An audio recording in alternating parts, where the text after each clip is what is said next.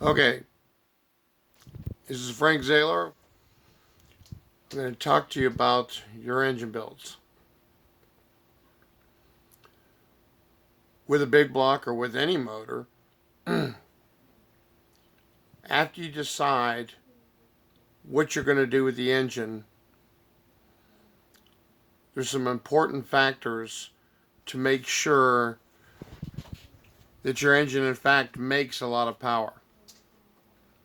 One of the most overlooked things is after you buy a set of pistons, and you have to buy your pistons first. And we're going to use an example motor. We're going to use a 454 with a stock crank, stock size rods, and we're going to go 60 over, which say 26cc dome. Okay? Now, you're going to take it to the machine shop, and you're going to take your pistons with you because they bore and hone it to fit the cylinders. Now, if you get a quality piston, most of the time, piston a wall on a 4250 bore is going to be anywhere from 1.5 to 3 thousandths piston a wall. We're talking a forged piston here. On an older, like a TRW piston, you could even see 4 or 5. I've even seen 6, 7, 8 piston a wall. What I want you to do is whatever the manufacturer calls for in piston a wall, I want you to add some. And also, you need to remember that you need to have this bored and honed with a deck plate to simulate the head. Round cylinder bores make power. When you bolt on a head, it distorts it. Actually, the motor gets all kind of distortion from RPMs and so on and other things. But you want to try to get the finishes as good as possible. I'm not going to get into a plateau finish and stuff like that because that's an advanced thing. And tell the machine shop what rings you're going to use.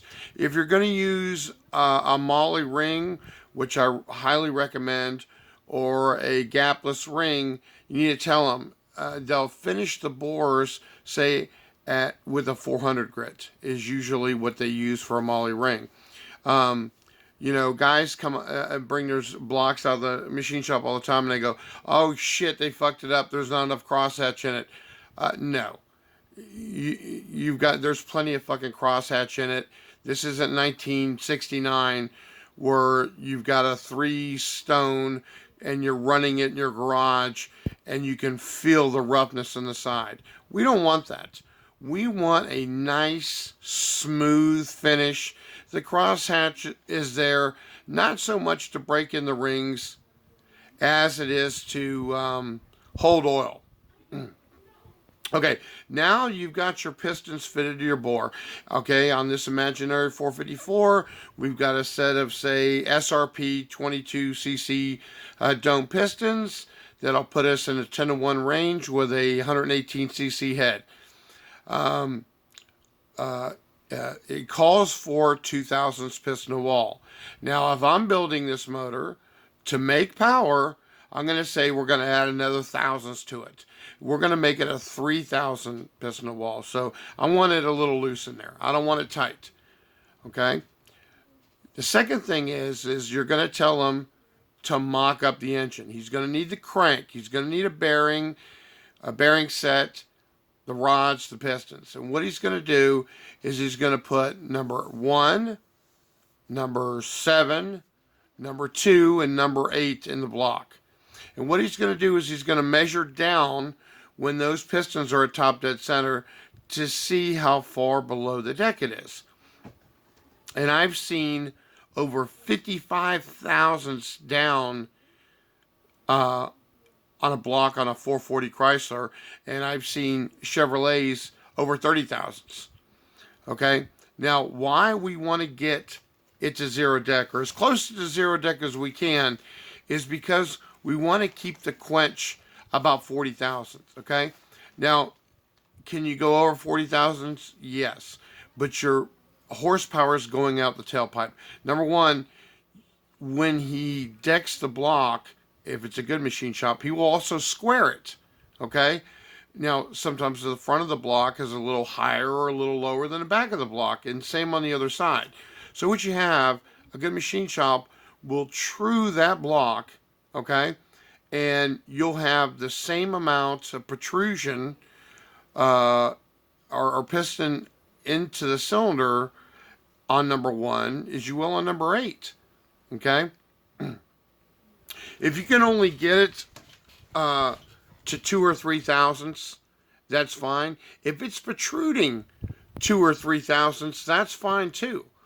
Head gaskets come in lots of flavors of thicknesses, especially MLS gaskets. You can literally order them in anything you want. So on this fake motor we're building here, now we've got our piston and bore set. We've got our deck height set.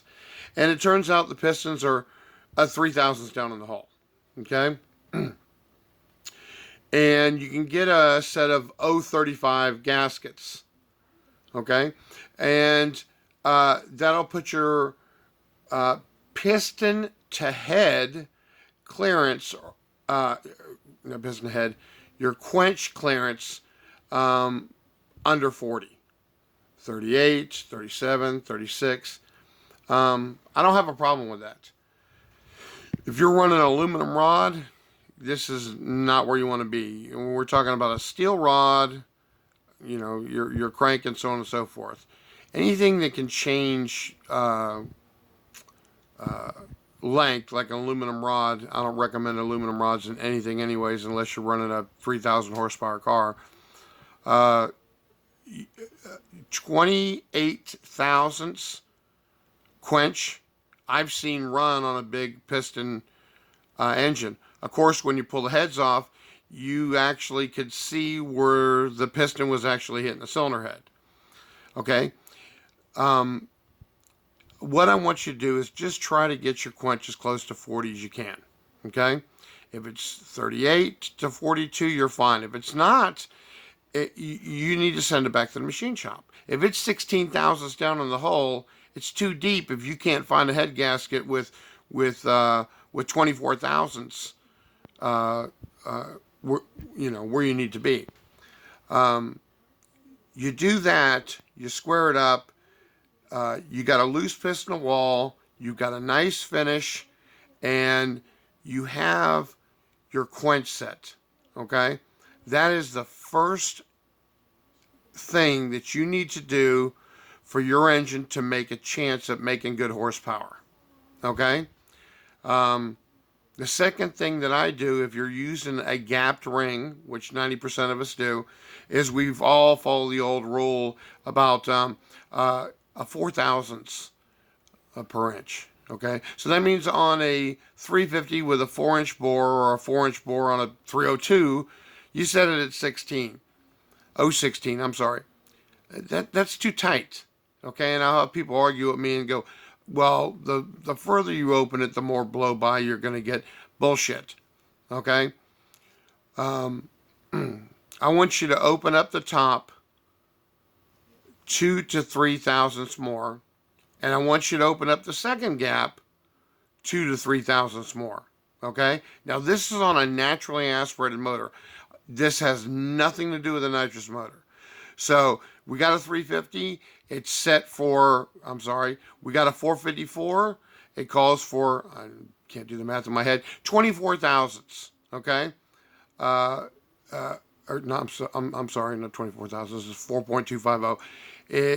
It counts for 18 thousandths. Okay? I want you to put a 21 thousandths on the top ring. And the second ring, it says that you need to be at 20. Okay? Or 22, I want you to open it up 2 or 3 more thousandths than that. I want your second ring to be more open than your first ring. Okay? Listen, compression is going to get by your rings anyways. The second ring it does hold compression, but the second ring main thing is the scrape oil. Okay? Once it gets by that top ring, we wanted to get it the fuck out of there as fast as possible. Okay? So let's do this. Let's get your short block done with